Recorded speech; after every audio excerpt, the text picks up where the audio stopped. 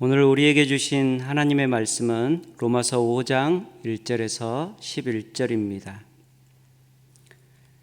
로마서 5장 1절에서 11절 우리 한 절씩 교독하도록 하겠습니다. 그러므로 우리가 믿음으로 의롭다 하심을 받았으니 우리 주 예수 그리스도로 말미암아 하나님과 화평을 누리자.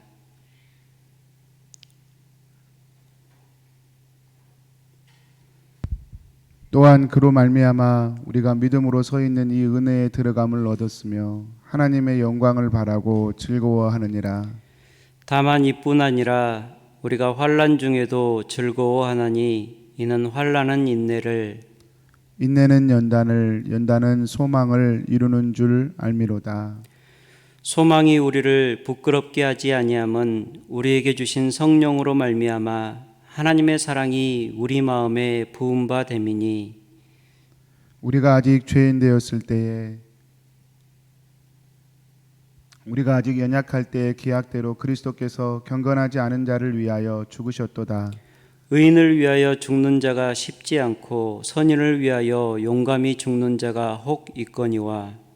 우리가 아직 죄인 되었을 때에 그리스도께서 우리를 위하여 죽으심으로 하나님께서 우리에 대한 자기의 사랑을 확증하셨느니라. 그러면 이제 우리가 그의 피로 말미암아 의롭다 하심을 받았으니 더욱 그로 말미암아 진노하심에서 구원을 받을 것이니. 곧 우리가 원수 되었을 때에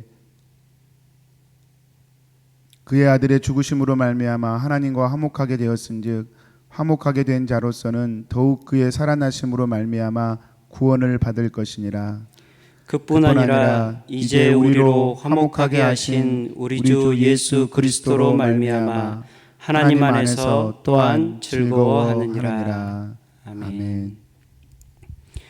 오늘 말씀을 보면 우리의 모습이 어떠할 때 하나님께서 먼저 우리를 사랑해 주셨는지 반복적으로 말씀해 주고 있습니다. 6절을 보면 우리가 아직 연약할 때, 또 8절을 보면 우리가 아직 죄인 되었을 때, 10절을 보면 곧 우리가 원수 되었을 때 우리가 하나님의 사랑을 입었다라고 말씀합니다. 우리의 상태를 나타내는 표현을 보면 하나님 없이 사는 인생이 점점 더 심각해지는 것을 볼 수 있습니다. 처음에는 그저 연약했습니다. 그런데 그 연약함이 지나쳐 죄인이 되고 죄인에서 그치지 않고 결국에는 하나님과 원수까지 됩니다. 더욱 심각한 문제는 하나님과 원수된 우리가 우리의 창조주가 되신 하나님과 원수가 되어 있으면서도 그 사실을 모른다는 것입니다. 하나님께서는 이런 우리 때문에 아파하시고 근심하시는데 우리는 이러한 사실에 대해 전혀 무지하고 무관심하며 무감각합니다. 오히려 이러한 우리의 심각함을 알고 우리에게 먼저 다가오시는 하나님의 사랑까지도 거절하는 것을 볼 수 있습니다. 고린도전서 1장 23절에는 하나님과 원수된 자신의 상태를 모르면서도 먼저 사랑으로 다가오신 하나님을 거절하는 인간의 상태를 이렇게 표현합니다. 우리는 십자가에 못 박힌 그리스도를 전하니 유대인에게는 거리끼는 것이요 이방인에게는 미련한 것이로되. 유대인에게는 거리끼는 것이요 이방인에게는 미련한 것이로되. 하나님의 절대적이고 온전한 사랑인 그리스도의 십자가가 유대인들에게는 받아들일 수 없는 비위에 거슬리는 것이었습니다. 그리고 스스로 지식이 있다고 지혜롭다 하는 이방인들에게는 하나님의 사랑이 이해할 수 없는 미련한 일이었습니다. 무지한 유대인들과 이방인들의 모습은 이 하나님의 사랑을 거부하는 모든 인생의 모습을 대변하고 있습니다. 자신의 죄인됨과 무지함, 그리고 인간의 무력함을 인정하지 않고 하나님의 사랑, 하나님의 방법을 거절하는 모든 인생의 모습이 이와 같습니다. 그래서 우리가 가질 수 있는 인생의 참된 소망의 출발점은 오직 하나님께 있는 것입니다.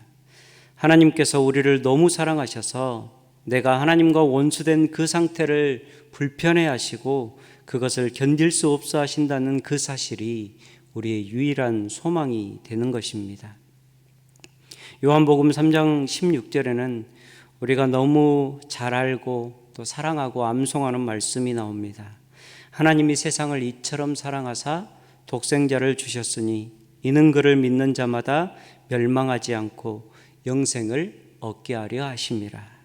하나님이 세상을 이처럼 사랑하사, 이처럼 세상을 사랑하신 하나님의 사랑이 우리가 오늘 또 소망을 가질 수 있는 유일한 근거가 되는 것입니다.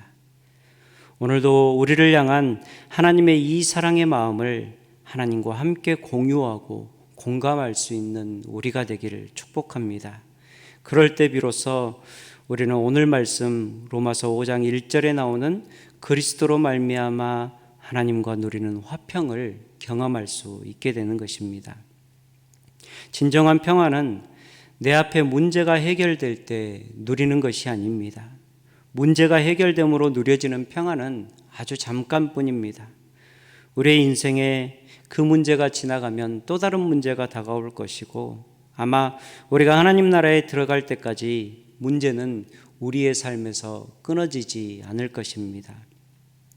진정한 평화는 내가 하나님의 사랑을 받고 있음을 분명히 알 때, 그리고 나를 향한 그 사랑이 얼마나 큰지 그 하나님의 마음이 공감되며 공유될 때 누릴 수 있는 것입니다. 사실 제 개인적인 생각으로는 오늘 말씀은 앞뒤가 조금 바뀐 것 같습니다. 뒷부분인 5절부터 11절까지는 우리가 어떤 상황과 환경 속에서도 때로는 환난 속에서까지 기쁨과 평강을 누릴 수 있는 이유가 설명이 되어 있습니다. 그리고 앞부분인 1절부터 4절까지는 그러므로 소망을 바라보며 환난 중에도 즐거워하고 인내하며 연단받으며 하나님과 화평을 누릴 것을 권면하고 있습니다. 바울 사도가 이렇게 앞뒤를 바꾸어 놓은 것은 하나님의 사랑은 항상 변함없이 동일하며 여전히 우리를 바라보고 있지만 우리는 하나님의 그 사랑의 마음을 공유하지 못하고 공감하지 못하고 오늘도 인내하지 못하기 때문에 바울 사도가 우리 편에서 하나님께 취해야 될 자세를 조금 더 강조하기 위해서 우리를 향한 권면을 앞에 둔 것 같습니다. 5장 3절과 4절에서 바울 사도는 하나님의 값없는 사랑을 받은 자, 그 사랑 때문에 소망을 가진 자가 품어야 할 자세를 말씀하고 있습니다. 우리가 환난 중에도 즐거워하나니 이는 환난은 인내를, 인내는 연단을, 연단은 소망을 이루는 줄 알미라. 특별히 함께 생각해 봐야 될 단어는 즐거워한다는 말입니다. 즐거워한다는 이 말씀은 오늘 말씀 2절과 3절과 11절에서 계속해서 반복되고 있습니다. 성경에 나타난 그리스도인들이 가진 가장 큰 특징을 나타내는 말을 꼽으라면 그것은 바로 즐거움, 기쁨일 것입니다. 한국에 있을 때 전도하시는 분들이 이렇게 전도하는 것을 많이 보았습니다. 예수 믿으면 복 받습니다. 또 예수 믿으면 잘 됩니다. 이렇게 전도하는 것을 보았습니다. 그러나 믿지 않는 사람들이 영적인 개념을 이해하지 못하고 이 말을 듣는다면 이 말은 오해하기가 쉬운 말입니다. 예수님을 믿으면 당장에 부자가 되고 예수님을 믿으면 당장에 병든 몸이 건강해지고 예수님을 믿으면 하던 일이 잘 풀리고 다 성공한다는 그런 말인 것 같습니다. 물론 우리 인생에 하나님께서 주시는 그런 복도 분명히 존재합니다. 그러나 그러한 일들이 항상 내 앞에 있는 일반적인 일은 아니라는 것입니다. 때로는 예수님을 믿어도 여전히 가난합니다. 또 때로는 예수를 믿다가도 병이 들기도 합니다. 또 예수를 믿다가 사업이 잘 안 돼서 실패하기도 합니다. 그러나 누구에게라도 예수를 믿기만 하면 지금 당장 주어지는 변화가 있다면 그것은 바로 기쁨과 평안일 것입니다. 인생의 죄와 죽음으로 인한 근원적인 불안감이 사라지고 참된 소망과 기쁨을 얻게 되기 때문에 우리에게는 그러한 기쁨과 즐거움이 주어지게 되어 있습니다. 그래서 로마서 15장 13절을 보면 소망의 하나님이 모든 기쁨과 평강을 믿음 안에서 너희에게 충만하게 하사 성령의 능력으로 소망이 넘치게 하시기를 원하노라 라고 말씀합니다. 우리에게 주어지는 가장 일반적이고 가장 큰 성령의 능력이 있다면 그것은 하나님께서 주시는 기쁨과 평강 안에서 우리의 삶에 소망이 넘치게 하시는 것입니다. 그리스도를 믿음으로 참된 소망을 소유하게 된 사람은 그래서 환난도 이겨내게 됩니다. 우리가 환난 중에도 즐거워하나니 마지못해서 그 환난을 겨우 견디는 것이 아니라 즐거움으로 기쁨으로 이겨내게 됩니다.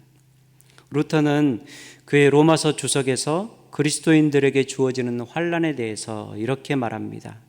고통을 겪기 싫어하는 사람은 누구나 자신이 그리스도인이라 생각할 수 없고 터키인이거나 그리스도의 적이라는 것을 깨달아야 할 것이다.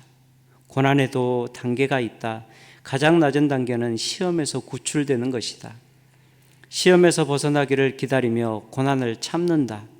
두 번째 단계는 확신을 가지고 기쁜 마음으로 고난을 인내하는 단계이다. 그러나 고난을 원치는 않는다.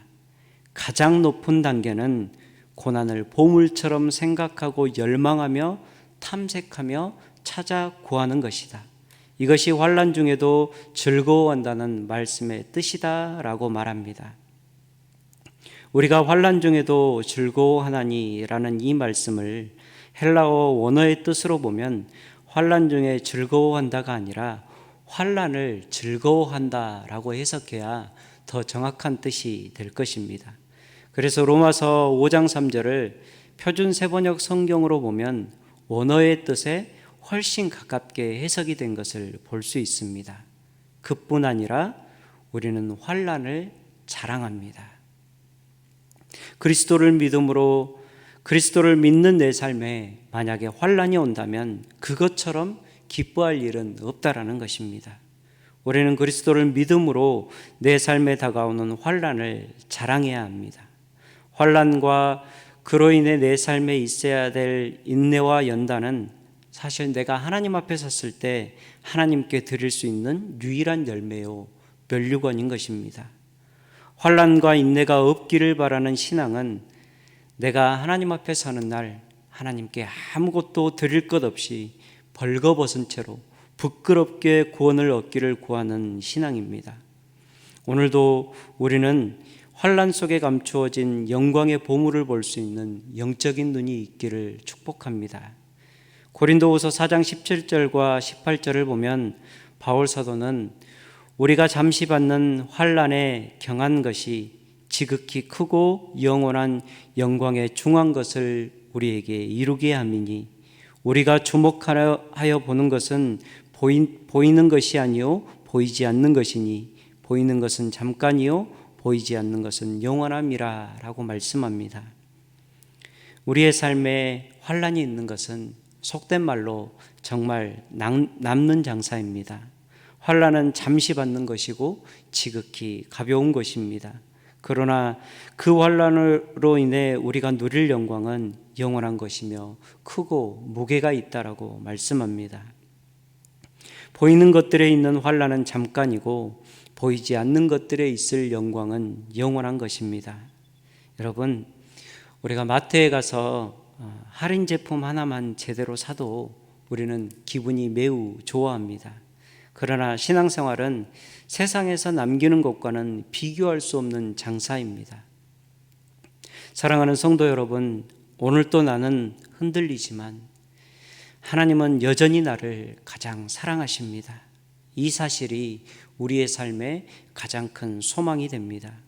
이 하나님의 사랑을 공감하고 공유하며 오늘도 힘있게 일어서시는 성도님들이 되시기를 축복합니다. 오늘도 잠깐의 고난 속에 감추어 놓은 하나님의 비밀한 선물을 깨닫고 오늘 나에게 다가오는 환난을 즐거워할 뿐 아니라 내 인생의 자랑으로 여기는 성도들이 되시기를 축복합니다. 우리 함께 기도하겠습니다.